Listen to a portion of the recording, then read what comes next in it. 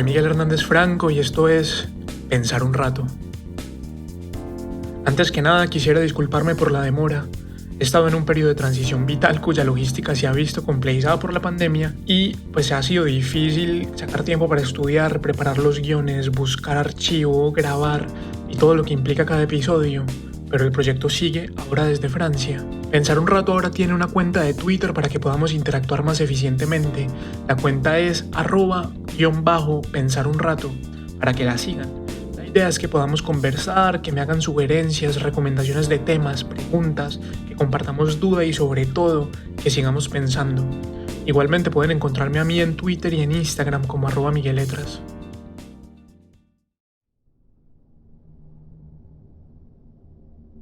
En la mañana del miércoles 9 de septiembre de este año, comenzó a circular en Twitter un video en el que se veía cómo dos agentes de la policía, con sus pistolas Taser, daban descargas eléctricas a un hombre que, tirado en el suelo y completamente sometido, le suplicaba que pararan. Por favor, por favor, no le pegue, no le pegue, por favor, no le pegue. por favor, por favor, lo están filmando, lo están filmando, No le pegue, no le pegue. por favor, van atrás, por favor, No le pegue. por favor. Dos personas que filmaban el hecho con sus celulares también les exigían a los agentes que se detuvieran, puesto que era evidente que el hombre ya estaba reducido. Hace rato dijo, por favor, déjenlo ya tranquilo. Hace rato dijo, por favor, y está quieto. ¿Por qué lo lastiman más? Los hechos habían ocurrido esa madrugada en un barrio al noroccidente de Bogotá. Luego se supo que el hombre había muerto en lo que era un evidente caso de brutalidad policial. Se trataba de Javier Ordóñez, un ingeniero de 46 años que estaba terminando sus estudios de Derecho. La muerte de Javier a manos de agentes de la policía se suma a una larga lista de abusos de poder, brutalidad y crímenes y delitos cometidos por la Policía Nacional y en general por la fuerza pública. Continúa la audiencia de imputación de cargos a 30 integrantes de bandas delincuenciales que se dedicaban al hurto de inmuebles en Cundinamarca. Dentro de los capturados hay 12 integrantes de la policía.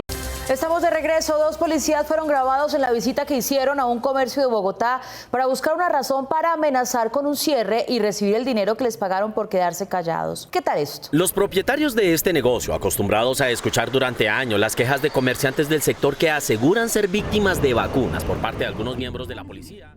La tortura y el asesinato de Javier fueron la gota que derramó el vaso. A eso hay que sumarle el creciente descontento de un sector importante de la sociedad con el gobierno de Iván Duque. Desde que el uribismo volvió al poder se han desatado el asesinato de líderes sociales y las masacres. Aunque no hay un acuerdo sobre las cifras exactas, algunas organizaciones están hablando de más de 60 masacres en lo que va corrido del año. También hay que tener en cuenta el pésimo manejo que le ha dado Duque a la pandemia y en el que han sido evidentes su gobierno amiguista, errático, su falta de liderazgo, su incapacidad para fijar un rumbo distinto al de sus caprichos y antojos, su preferencia por los ricos, su desprecio y falta de empatía por los más vulnerables y sobre todo, el preocupante proyecto totalitario que está buscando imponer a cualquier costo. En todo caso, esa tarde la gente salió a protestar ante los CAI de policía, primero en el CAI del barrio donde fue asesinado Javier Ordóñez y luego en diferentes puntos de la ciudad. Pronto, y por el descontento y la indignación represadas, los manifestantes comenzaron a destruir los CAI de policía y al igual que ocurrió en Estados Unidos, tras el asesinato de George Floyd, incendiaron algunos. Y entonces, por segunda vez en menos de 24 horas, la policía desató su crueldad.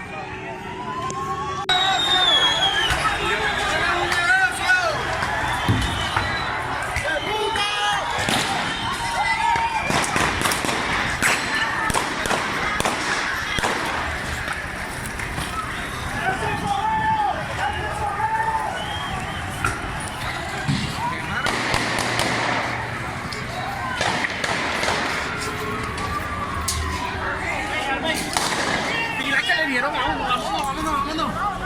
Vámonos. Espere. Los policías acaban de herir a un muchacho. Lo acaban de herir.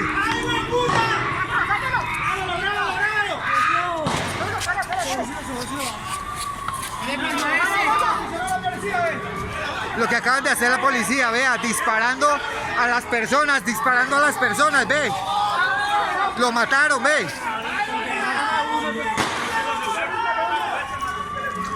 No, lo mataron, marica. La noche del 9 de septiembre dejó un saldo de 13 muertos por arma de fuego y alrededor de 240 heridos, de los cuales 72 fueron por arma de fuego. Y ya es y será llamada la masacre de Bogotá. Las redes sociales se llenaron de videos en los que efectivamente puede verse a la policía disparando contra civiles desarmados. Y por supuesto, los días siguientes fueron una feroz batalla por tratar de imponer una visión de los hechos. Por un lado, está la versión que puede inferirse de las evidencias.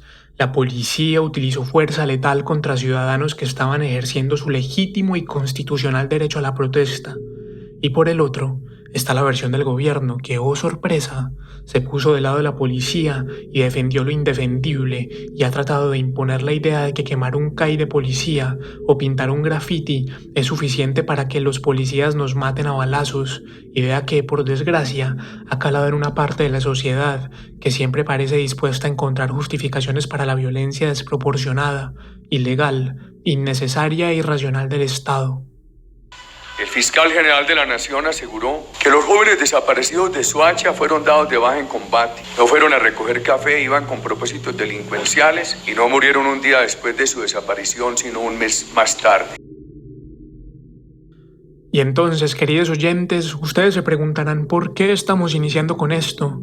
¿Qué tiene que ver la masacre de Bogotá, perpetrada por la policía, con nuestra pregunta por la nación? ¿Qué relación existe entre las maneras en que el gobierno quiere que veamos la masacre de Bogotá y la nacionalidad? ¿Qué significa que el gobierno quiera imponer un relato, o como dirían nuestros amigos de Presunto Podcast, una narrativa al respecto de este y otros hechos? Con todas estas preguntas en mente, comencemos con la segunda parte de nuestra serie sobre la nación. Lo primero es hacer un pequeño resumen del primer episodio de la serie. En la primera parte retomamos la definición de Benedict Anderson. La nación es una comunidad imaginada, es decir, que es un grupo de gente que se imagina que hace parte de una misma cosa, y precisamos que se trata de una comunidad política imaginada. Ante todo, eso que llamamos la patria, el pueblo, la tierrita, la nación, la madre patria y demás, es, en realidad, una ficción que nos inventamos para poder unificar sociedades enormes compuestas por personas que muy probablemente nunca se conocerían y que además son muy diferentes. Era necesario inventarnos algo que permitiera que un grupo de varios millones de personas se sintiera parte de lo mismo, que se sintieran vinculados entre sí, a pesar de no tener materialmente ningún tipo de relación o simpatía por el simple hecho de que nunca iban a encontrarse. Era necesario darles a esos millones de personas razones suficientes para obedecer la ley de un Estado sin tener que recurrir todo el tiempo a la violencia, y también era necesario darles algo por lo que estarían dispuestos a morir en caso de que hubiera que defender ese Estado de alguna manera. También dijimos que todo esto es posible gracias a, por lo menos, dos cosas: nuestra necesidad de vínculos y nuestra necesidad de pertenencia. Todos los seres humanos necesitamos tener relaciones de algún tipo con otros seres humanos, es decir, vínculos. Y también necesitamos sentir que pertenecemos a algo, una familia, un equipo, una comunidad, un proyecto. Porque, en buena medida, esos sentimientos de vinculación y pertenencia nos ayudan a darle sentido a la vida que de otro modo no lo tiene. Aquí es importante tener en cuenta que estas dos no son las únicas razones por las que esto es posible, pero sí son dos de las más importantes. Y por último, dijimos que el surgimiento y la consolidación de las naciones está indisolublemente atado a los estados tal y como los conocemos hoy en día. De eso vamos a hablar en este episodio. Entonces, ¿cuál es la relación indisoluble entre el Estado y la nación? ¿Es posible un Estado sin una nación? ¿Es posible una nación sin un Estado? ¿Qué tiene que ver todo esto con la masacre de Bogotá? Como siempre, vamos por partes. Lo primero y lo más importante es que nos quede claro que las naciones son algo relativamente reciente.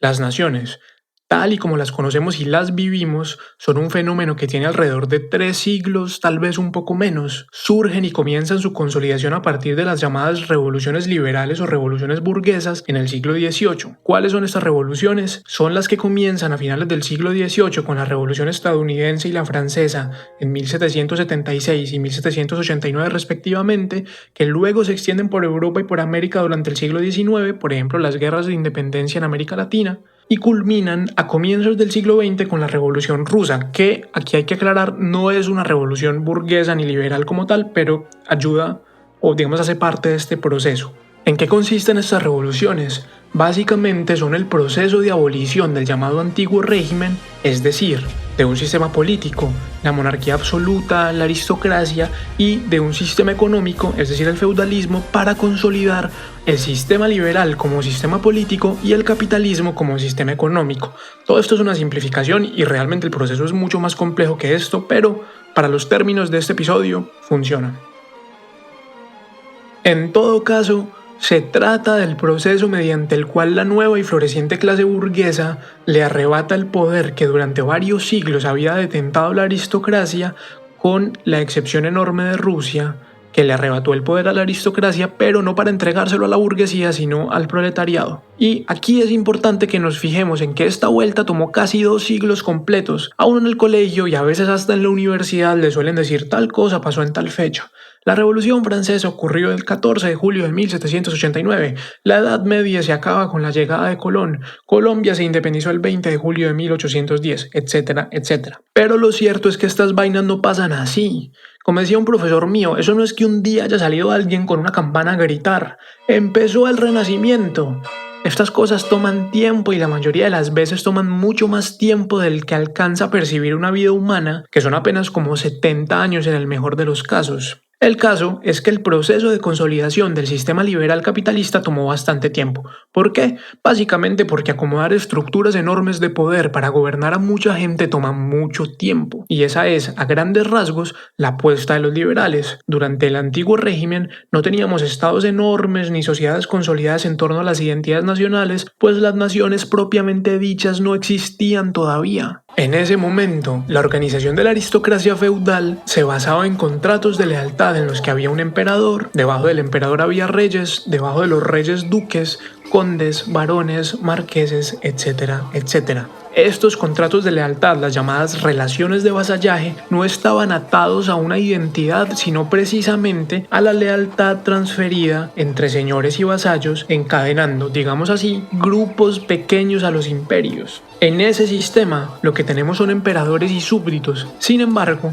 cuando el antiguo régimen comienza a caer, es decir, cuando las monarquías comienzan a deshacerse y a surgir los sistemas liberales, repúblicas, democracias, estados de derecho, etcétera, etcétera, los súbditos comienzan a convertirse en ciudadanos y los contratos de lealtad que mantenían en pie el sistema feudal entran en crisis porque los ciudadanos no son súbditos ni tienen por qué ser leales a un noble, sino a un estado.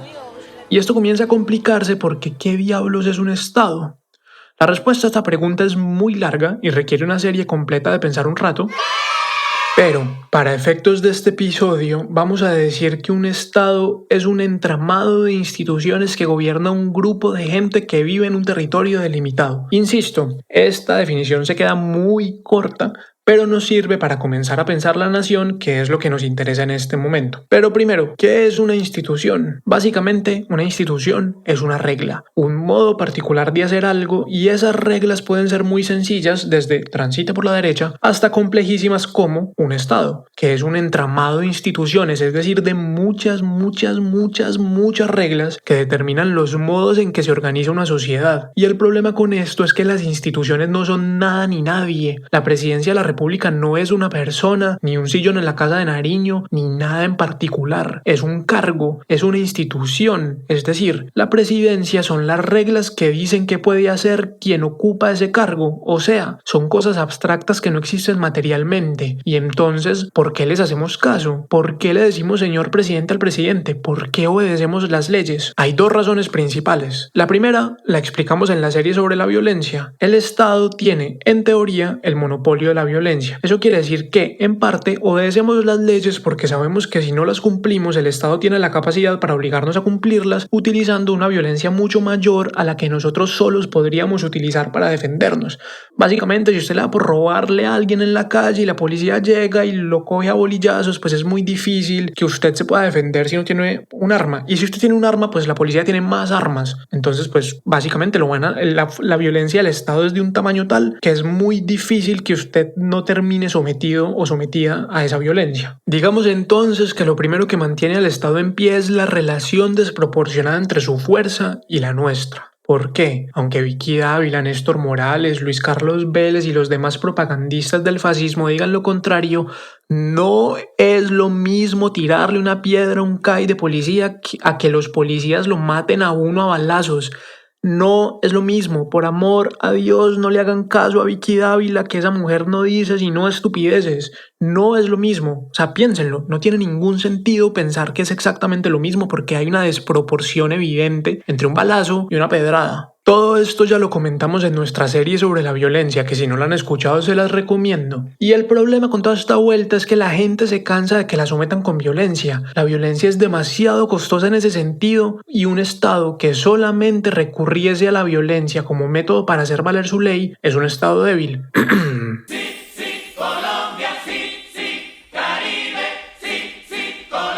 La segunda razón, que es la que nos interesa en este episodio, tiene que ver con el tema de esta serie, la nación. Como ya dijimos en la primera parte, la nación es una comunidad imaginada sostenida por un montón de sentimientos muy poderosos, entre esos la pertenencia y la necesidad de vínculos. Porque es que uno de los primeros problemas a los que se enfrentan los estados liberales cuando comienzan a consolidarse es que, al estar hechos de instituciones, no existe una razón diferente al miedo que nos da su capacidad para ejercer violencia, lo que llamamos el aparato represivo, precisamente porque las instituciones no son nada ni nadie en particular. Hace un momento estábamos hablando de que el sistema de la aristocracia feudal basaba su poder en los contratos de lealtad, es decir, las relaciones de vasallaje entre el rey y sus súbditos, y sin embargo, con la consolidación de los estados liberales, ya dijimos, los súbditos se convierten en ciudadanos. ¿Y a quién le deben lealtad los ciudadanos? ¿A un presidente que tal vez no eligieron? ¿A unos congresistas por los que no votaron? ¿A un Estado que no es nada ni nadie? Ahí hay un problema enorme.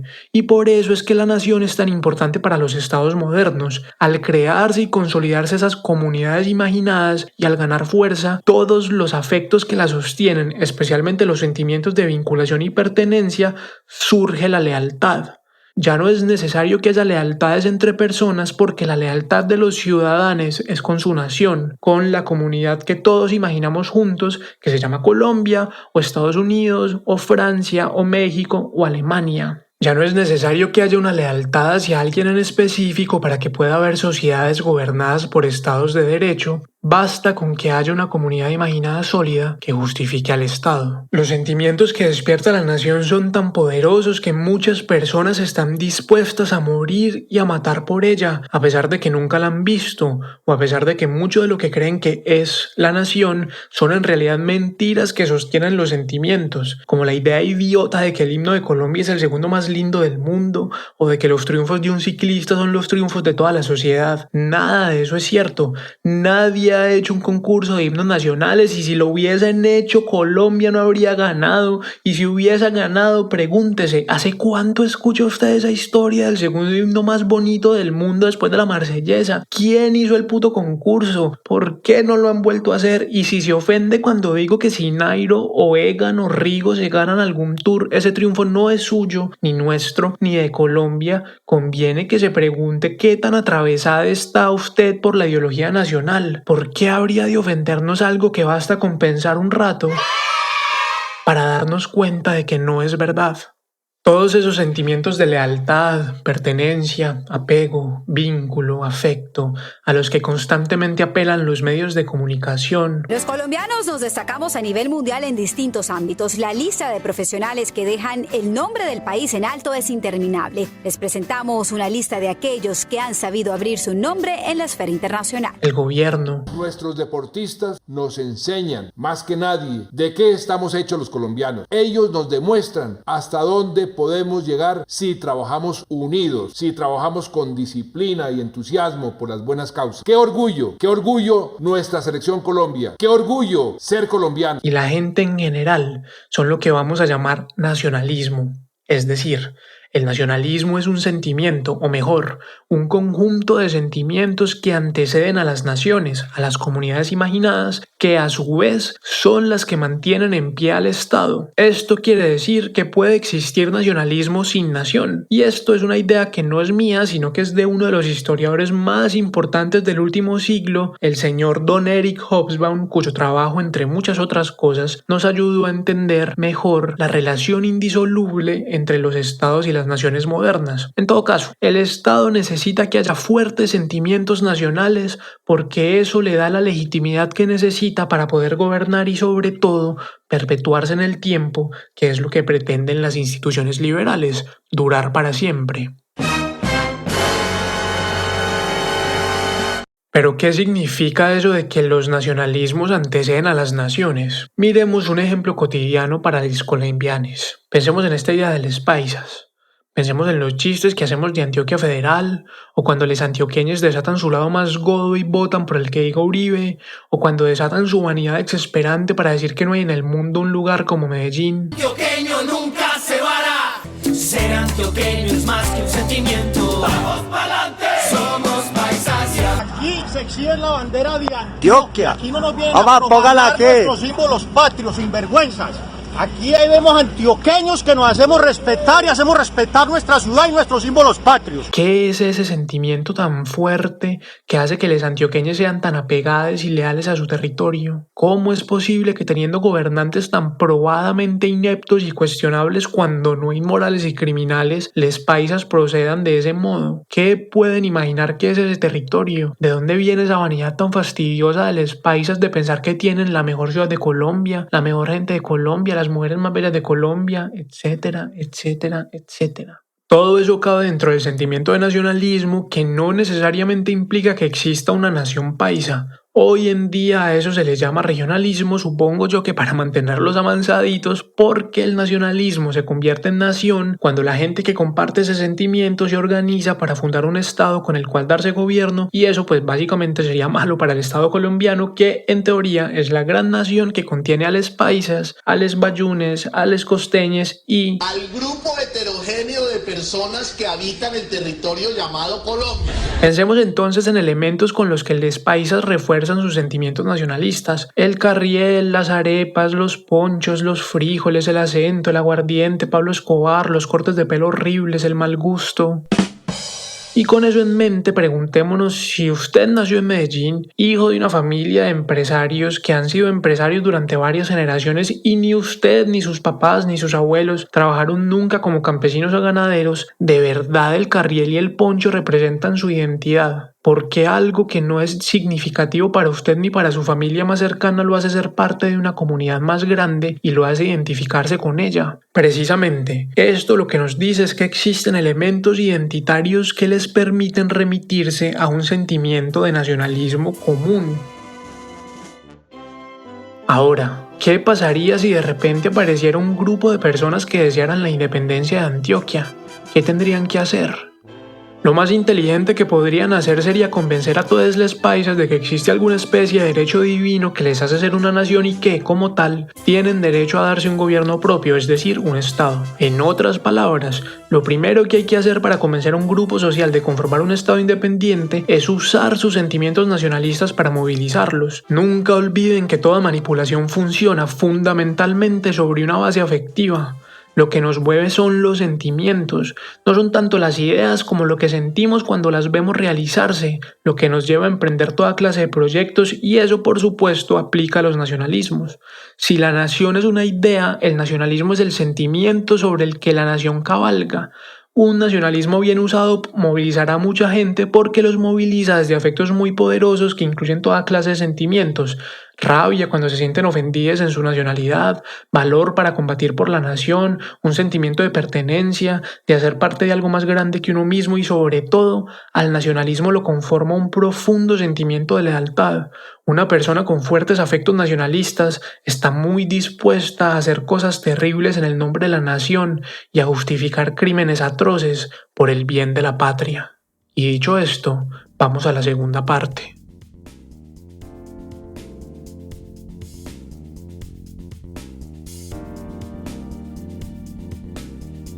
Entonces, ¿qué tiene que ver toda esta larga reflexión sobre las naciones y los nacionalismos con la masacre de Bogotá ocurrida el 9 de septiembre del 2020 y perpetrada por la Policía Nacional de Colombia? Básicamente, la idea es que veamos cómo el gobierno de Iván Duque está utilizando o queriendo utilizar los sentimientos nacionalistas para manipular a la opinión pública o a una parte de ella, ya sea para que no los condenen tan duramente por haber permitido, si es que no fue que ordenaron, la masacre, o para que un sector de la sociedad afirme con fuerza que la masacre de Bogotá era necesaria o justa, o como suelen decir algunos colombianos, no estaban recogiendo café esos neocastrochavistas, vándalos, terroristas, narcoguerrilleros de la FARC, que son palabras que nadie sabe realmente qué significan, ni siquiera ellos, pero que por alguna razón son la justificación perfecta para matar a la gente que los incomodan. Pero bueno, vamos por partes.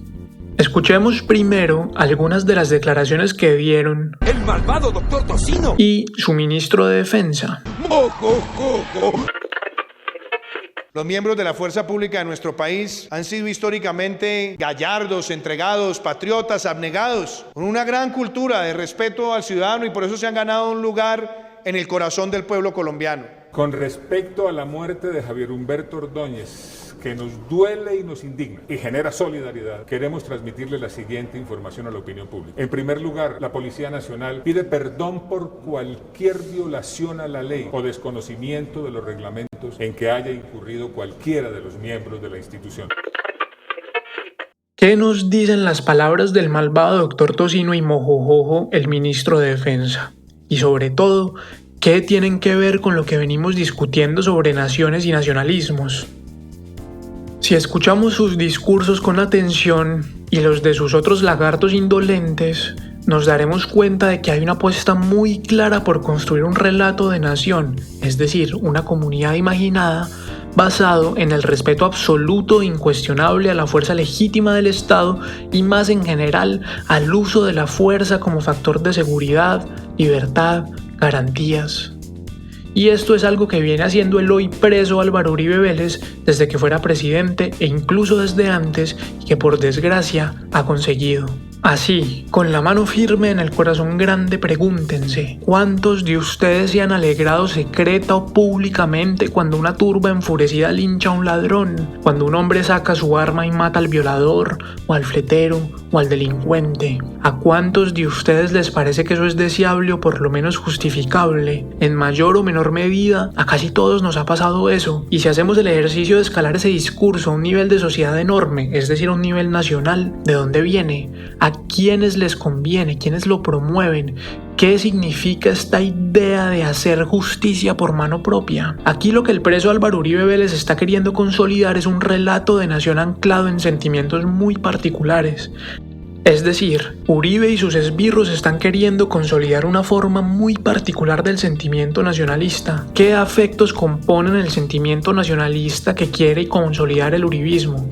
Primero, un odio irracional contra cualquier cosa que los contradiga. Eso ya lo han logrado muy bien. ¿Alguna vez han intentado razonar con un uribista? Es prácticamente imposible. Basta con que le den una mirada a los memes que hacen circular en redes sociales. ¿Cuántos montajes mal hechos han visto en los que aparece Petro reunido con la cúpula de las FARC, cosa que es falsa? ¿Cuántos montajes han visto de Claudia López vestida de guerrillera? ¿Cuántas veces han visto a los uribistas usar toda clase de neologismos como Petrochenko, farsantos, castrochavismo, ismierda? Y lo peor, ¿cuántas veces han visto que los uribistas utilicen esas palabras no solo como insultos, sino como argumentos incuestionables y justificaciones perfectas para sus sentimientos? Y eso no es solamente que los uribistas sean unos idiotas irreflexivos, que lo son, sino que lo que debemos mirar aquí es el enorme aparato de propaganda con el que desde hace más de 20 años el uribismo viene tratando de consolidar un relato nacional basado en el odio por la izquierda, la diferencia, lo diverso, lo que lo cuestiona, lo desobediente y lo crítico. Y esto no es un asunto menor, porque recuerden que el sentimiento nacionalista es lo que se utiliza para hacer surgir la lealtad de los individuos por el Estado. Pero además del odio por eso que ellos llaman izquierda, que en realidad es cualquier cosa que se les oponga, porque esa gente odia a Claudia López y si algo no es esa mujer es de izquierda. En fin, en todo caso, decía que además del odio por la izquierda hay otro sentimiento tan poderoso como peligroso que el uribismo ha venido consolidando en su apuesta por la construcción de un nacionalismo que les convenga: la realización en la fuerza. Pensemos en todas las cosas que el uribismo suele representar en sus maneras de hacer política. Piden legalizar las armas, fortalecer a la policía y al ejército, justifican la violencia que les conviene. Recuerden las masacres con sentido social de Uribe, por ejemplo. Recuerden la defensa que hicieron el malvado doctor Tocino y Mojojojo de la policía diciendo que nosotros los colombianos nos hemos sentido orgullosos históricamente de nuestra fuerza pública, de nuestros soldados y policías que trabajan con esmero y con tesón, porque bajo ninguna circunstancia podemos aceptar como país que se estigmatice, que se le llamen asesinos a quienes tienen la responsabilidad de proteger la vida, honra, bienes, derechos y libertades de los ciudadanos. A pesar de tener pruebas contundentes de que efectivamente la policía había disparado a matar contra civiles, hay todo un discurso que exalta el uso de la fuerza y de la violencia como algo deseable. ¿Y por qué esto es tan peligroso? Bueno, pues en principio porque la violencia suele ser peligrosa, por decirlo de algún modo, y en manos de gente que odia irracionalmente pues lo es aún más. Pero además está el hecho de que está creando un sentimiento nacional que glorifica la violencia, la fuerza, el odio, la rabia y un montón de sentimientos que eventualmente terminan legitimando unos modos de proceder muy particulares del Estado. Es que el ejército no está hecho para ser damas rosadas. El ejército es una fuerza letal de combate que entra a matar, no entra a preguntar. Perdón, levante las manos. No, señor. ¿Cuáles son esos modos? Básicamente, los modos del fascismo. El proyecto totalitario del uribismo está cimentado primero en el control de la violencia estatal y paraestatal, y segundo y sobre todo en un montón de personas que se sienten efectivamente vinculadas y representadas por esta violencia y esta fuerza como una forma de realizarse y de ser colombianos. Es decir, hay una idea de que la nación colombiana es una nación de armas tomar, de gente que se defiende, que defiende la propiedad, que es capaz de matar con sentido social, una nación de gente que dice cuando matan a alguien algo debía estar haciendo, no estaban recogiendo café.